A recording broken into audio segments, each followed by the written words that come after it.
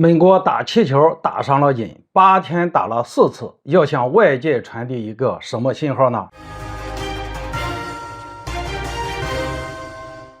大家好，我是肖一华。到底是什么气球值得美军花费80万美元，非要打下来不可呢？美国执意动用武力击落我国一艘民用飞船，本来是一件违反国际法的事情。而美国公然击落民用目标，也可谓在国际上开了一个很坏的头。但令人没有想到的是，自美国开了这个坏头之后，自己却上了瘾，开始疯狂击落所谓的不明飞行物。在短短的8天时间里，连续出动美军战机4次。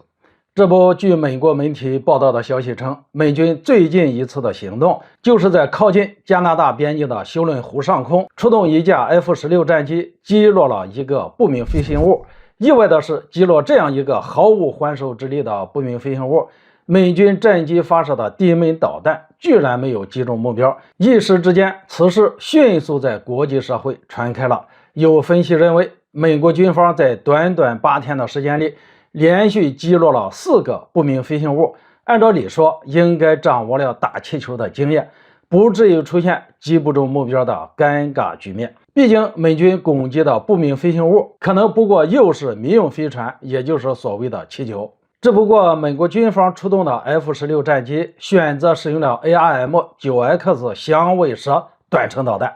可以说美国军方动用这种力量击落所谓的气球是有点大材小用。因为响尾蛇导弹的制造成本不小，单门造价都在40万美元左右。而一艘民用飞船呢，虽然我们不太了解具体的价格，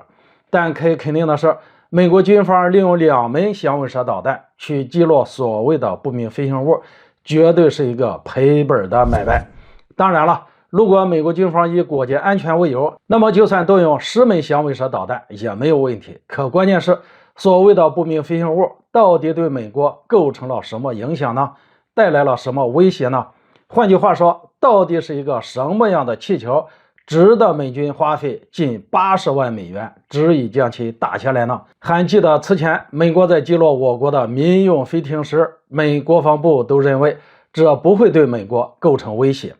既然美国国防部都认为没有什么威胁，那么美国军方执意将其打下来，无非就是拜登看到此时此景觉得心里安慰，认为中国的民用飞艇在美国上空搞得自己没有面子。当然了，美国军方贸然违反国际法的风险，执意击落中国民用目标，也不光是帮拜登找回面子，其实也是借此渲染中国间谍威胁，并向外界彰显美军的实力。因此，飞艇事件虽然过去了不少时间，但美国方面炒作依然没有停止。于是，在短短的8天内，连续4次采取类似行动。在我看来，美国军方打气球已经打上了瘾，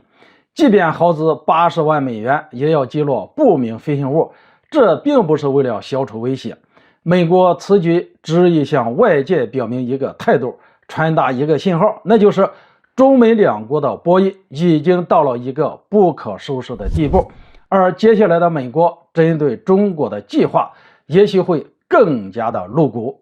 好了，今天就说到这里，咱们下次见。